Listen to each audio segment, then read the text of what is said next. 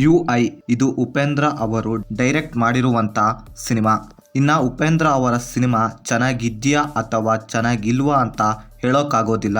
ಯಾಕಂದ್ರೆ ಸಿನಿಮಾ ಅರ್ಥ ಆಯ್ತೋ ಅಥವಾ ಅರ್ಥ ಆಗಿಲ್ವೋ ಅನ್ನೋದು ಮುಖ್ಯವಾಗುತ್ತೆ.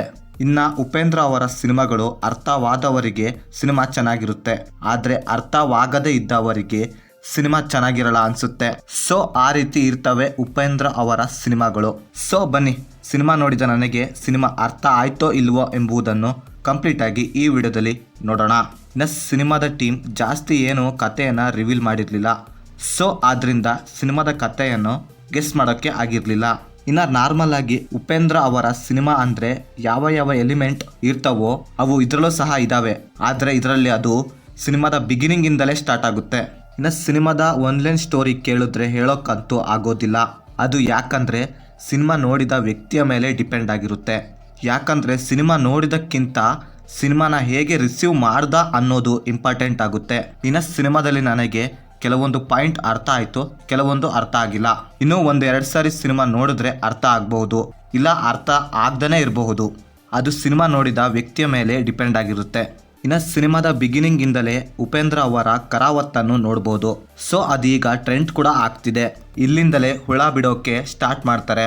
ಇದರಲ್ಲಿ ಇದ್ದ ಪ್ರತಿಯೊಂದು ಸೀನ್ಸ್ಗಳು ಒಂದು ಅಂಶವನ್ನು ಎಲಿವೇಟ್ ಮಾಡ್ತಿದ್ವು. ಪ್ರಕೃತಿ, media, black colour, white colour, ಜಾತಿ ಇವುಗಳನ್ನು ಡೈರೆಕ್ಟಾಗಿ ಅಲ್ಲ ಅಂದ್ರು ಇಂಡೈರೆಕ್ಟ್ ಆಗಿ ಹೇಳ್ತಾ ಇದ್ರು. ಇವುಗಳನ್ನು ಅರ್ಥ ಮಾಡ್ಕೊಂಡವರಿಗೆ ಅರ್ಥವಾಗುತ್ತೆ.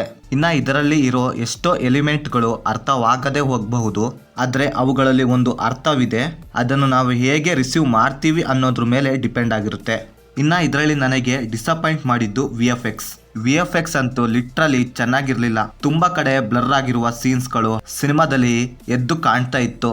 ಹಾಗೆ ಸಿನಿಮಾದಲ್ಲಿ ಯೂಸ್ ಮಾಡ್ಕೊಂಡಿರೋ ಸೆಟ್ಗಳಂತೂ ತುಂಬ ಆರ್ಟಿಫಿಷಿಯಲ್ ಅನಿಸ್ತು. ಎಲ್ಲೂ ಕೂಡ ರಿಯಾಲಿಟಿ ಅನ್ನೋ ಫೀಲೇ ಬರಲಿಲ್ಲ ಅಂತೀನಿ. ಹಾಗೆ ಸಿನಿಮಾದಲ್ಲಿ ತುಂಬ ಟಾಪ್ ಆ್ಯಂಗಲ್ ಶಾರ್ಟ್ಸ್ಗಳು ಜಾಸ್ತಿ ಇತ್ತು ಅನಿಸ್ತು. ನೀವು ಗಮನಿಸಿದ್ರೆ ಗೊತ್ತಾಗುತ್ತೆ. ಇನ್ನು ಓವರಾಲ್ ಆಗಿ ಹೇಳೋದಾದ್ರೆ ಇದೊಂದು ನಾರ್ಮಲ್ ಉಪೇಂದ್ರ ಅವರ ಸಿನಿಮಾ ಅಂತೀನಿ. ಸಿನಿಮಾ ಹೇಗಿದೆ ಅಂತ ಹೇಳೋಕ್ಕಾಗಲ್ಲ. ಅದು ಯಾಕಂದ್ರೆ ಅದು ಅವರವರ ಮೈಂಡ್ ಸೆಟ್ ಮೇಲೆ ಡಿಪೆಂಡ್ ಆಗಿರುತ್ತೆ ಅಂತೀನಿ. ನೀವೇನಾದ್ರೂ ಬುದ್ಧಿವಂತರಾಗಿದ್ರೆ ಸಿನಿಮಾಗೆ ಹೋಗ್ಬೇಡಿ, ನೀವೇನೋ ದಡ್ಡರಾಗಿದ್ರೆ ಸಿನಿಮಾಗೆ ಹೋಗಿ ಅಂತೀನಿ ಅಷ್ಟೇ. ಇನ್ನು ಸಿನಿಮಾನ ಫ್ಯಾಮಿಲಿ ಜೊತೆ ನೋಡ್ಬೋದು, ಯಾವುದೇ ಬ್ಯಾಡ್ ಸೀನ್ಸ್ ಇರೋದಿಲ್ಲ.